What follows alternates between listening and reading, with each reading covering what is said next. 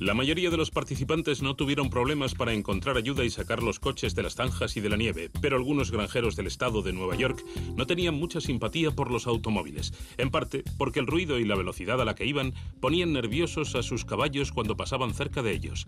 El Thomas, con Monty al volante, es el primero en llegar a Buffalo el 16 de febrero. Tardaron 6 gélidos días en recorrer 700 kilómetros. Más tarde, ese mismo día, llegarían Sansefrey Hansen en el de Dion Button. El Zust, el Protos y el Motobloc entrarían en Buffalo al día siguiente. Pero ¿dónde estaban Auguste Pons y su pequeño Cizer? Se le había roto un eje 5 días antes a 140 kilómetros de Nueva York. Ya solo quedaban 5 equipos en la carrera hasta París.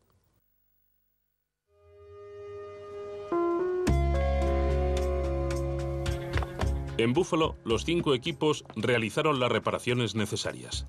El Thomas, que se había terminado de montar solo una semana antes, fue llevado de nuevo a la fábrica. El eje frontal, bajo y curvado, que se golpeaba contra las piedras entre la nieve, fue reemplazado por otro eje más alto y recto y con ballestas nuevas. El cilindro número 4 nos dio problemas varias veces desde que salimos de Nueva York y tuvimos que cambiarlo. Además, tuvieron que fabricar e instalar unos brazos radiales nuevos. Por otro lado, tuvieron que quitar los guardabarros de metal que llevaba y montar en su lugar unos de cuero duro. Una de las medidas urgentes era reducir el peso de los coches y las provisiones que llevaban. El Protos alemán ya había enviado más de 200 kilos de piezas y suministros hacia el oeste. El capitán Hansen cerró el techo de su de Dion para reducir su peso casi 400 kilos. El ligero Thomas prácticamente no llevaba piezas ni suministros, pero se decidió que George Miller, otro mecánico, viajase con el equipo. La resistencia, no la velocidad, iba a ser lo más importante de la carrera, o al menos eso pareció al empezar el recorrido.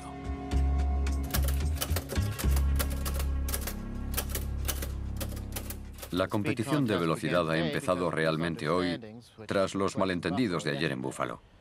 Hasta ese momento, los pilotos habían mantenido una especie de acuerdo implícito alcanzado en Fonda el viernes para intentar mantenerse lo más cerca posible unos de otros, turnándose en el liderazgo de la carrera. El Zust pasó por Buffalo a las 5:30 de esta mañana y continuó camino de Erie sin detenerse, pensando que los otros 2 coches habían hecho lo mismo. Este malentendido cambió el tono de la carrera. El de Dion se propuso dar caza al Zust. El Thomas intentó alcanzar al de Dion y el resto de coches le siguió.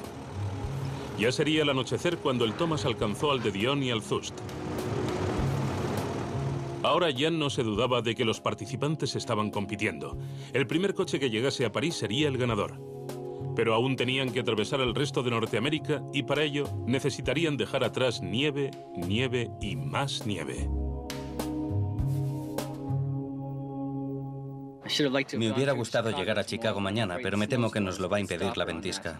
Casi no siento los brazos de la tensión que han soportado hoy mientras conducía. La nieve de las vías del tren solía retirarse con frecuencia, pero no sucedía lo mismo en las carreteras.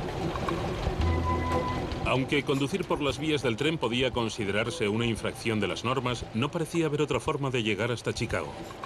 Montague Roberts decidió aceptar la oferta de la compañía de ferrocarril de Indiana y recorrer los 50 kilómetros hasta South Bend por las vías del tren porque había tanta nieve en las carreteras que era imposible viajar en otra cosa que no fuera un trineo.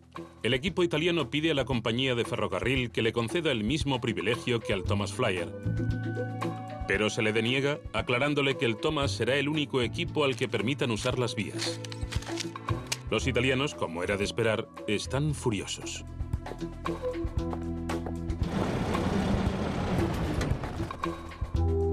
La carrera hasta Chicago resulta muy parecida al tramo anterior hasta Buffalo. Gran cantidad de nieve, un frío gélido, roturas de ejes, ballestas y ruedas. El Thomas abandona la vía del tren en South Bend, Indiana, y vuelve a quedarse atascado en la nieve, aunque finalmente consigue salir arrastrado por los caballos.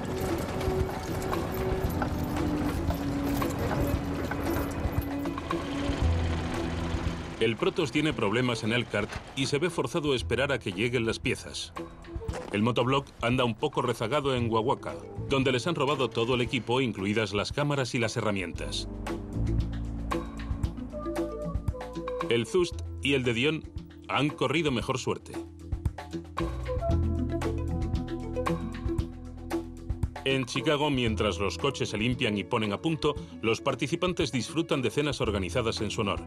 En una de ellas, Hansen sorprende a los asistentes. Va a ser desagradable decir y oír la verdad, pero tengo la obligación de decirla, espeta el capitán. El señor Saint-Chaffré y yo no estamos de acuerdo con la carrera y, en consecuencia, abandono el coche.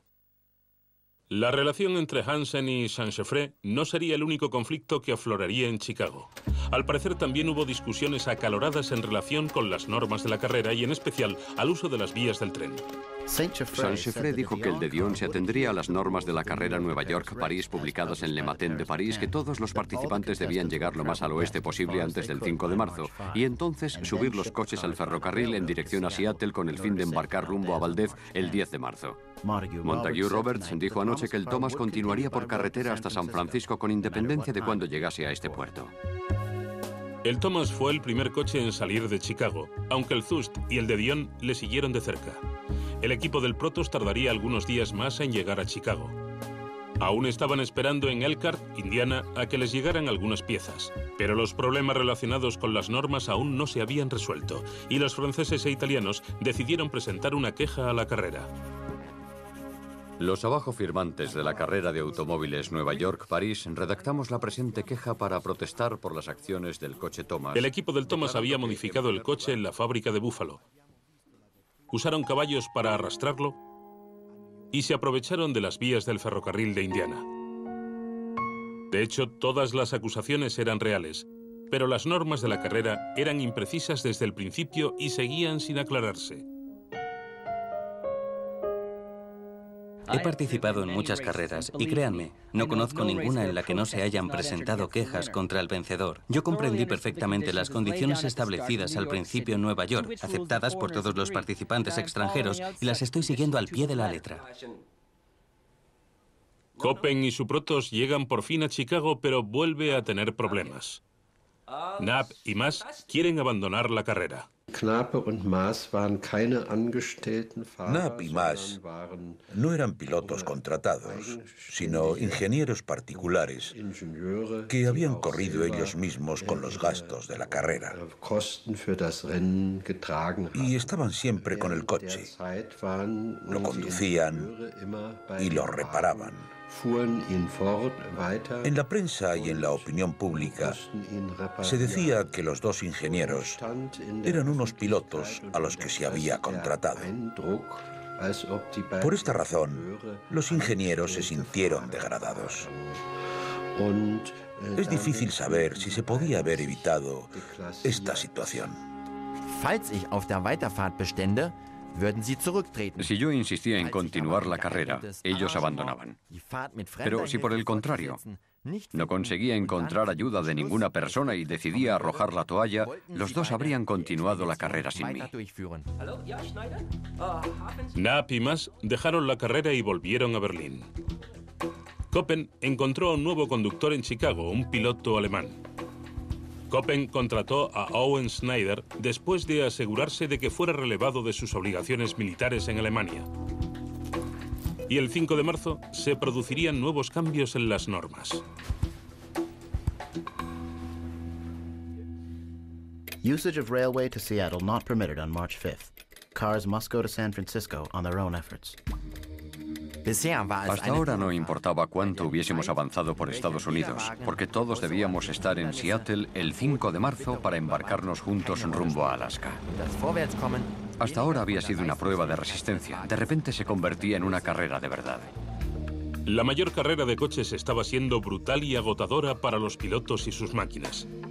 Pero aún quedaban 3.200 kilómetros de naturaleza casi salvaje por recorrer hasta llegar a San Francisco.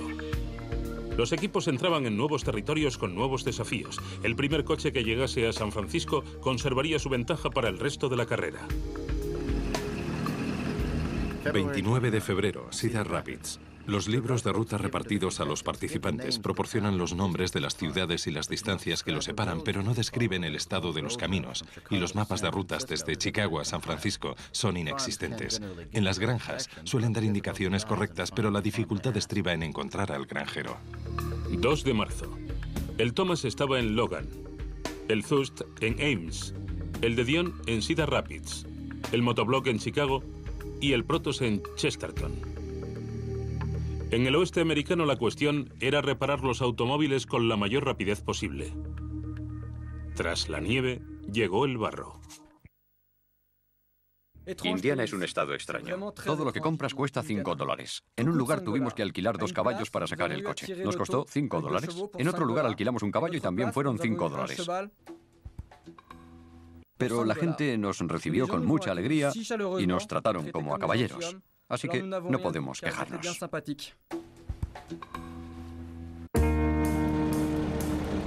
3 de marzo, Omaha, Iowa. En Omaha se ha declarado hoy día festivo y los festejos están en marcha.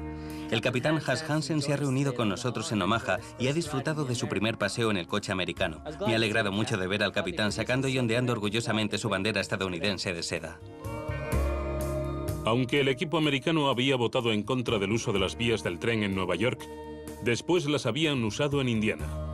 Eso había sentado un precedente para el resto del viaje por Norteamérica.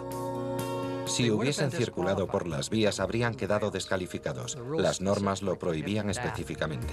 Pero lo que hicieron no fue circular por las vías, sino sobre las traviesas que soportaban las vías, y así durante cientos de kilómetros.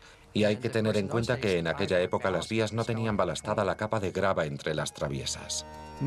5 de marzo. Denison. Barro, barro y barro. La nieve del este deja paso al barro del oeste. El Zust queda retenido en Denison, Iowa, por las lluvias y el barro desde el 5 al 8 de marzo. Piden permiso para usar las vías del tren hasta Omaha, Iowa. Marzo 8 de marzo. Nuestro paso se va a telegrafiar de estación a estación para avisar de nuestra presencia a los trenes en marcha, como si fuésemos una locomotora más. De modo que aunque tenemos que ir rodando, viajamos sobre las vías de hierro, pero claro, no a la misma velocidad.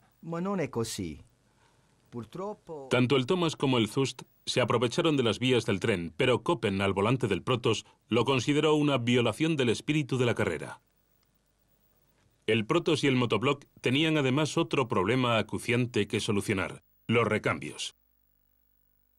El equipo del Thomas pedía por telegrama las piezas a fábrica o usaba alguna prestada de los muchos coches Thomas que había ya en Norteamérica.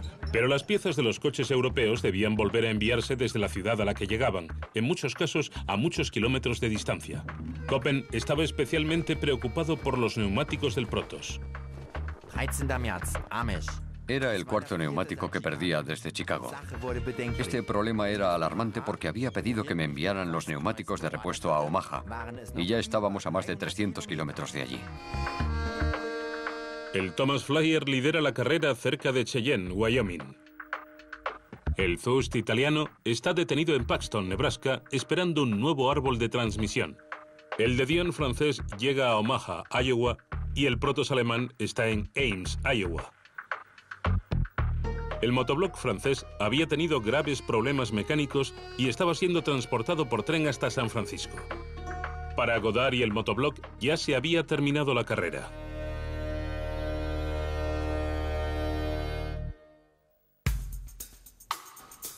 El tortuoso tramo entre Nueva York y Buffalo había quedado atrás.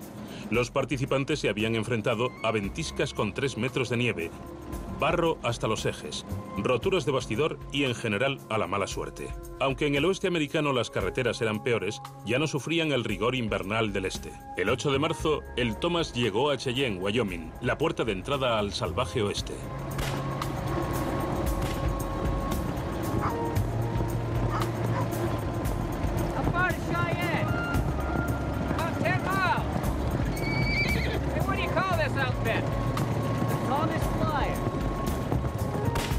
Cheyenne resultó difícil para el Thomas. Monty Roberts se volvió a Nueva York para empezar el Grand Prix, una carrera autorizada. Algunos dijeron que de haber llegado a París, hoy Roberts sería tan famoso como Lindbergh.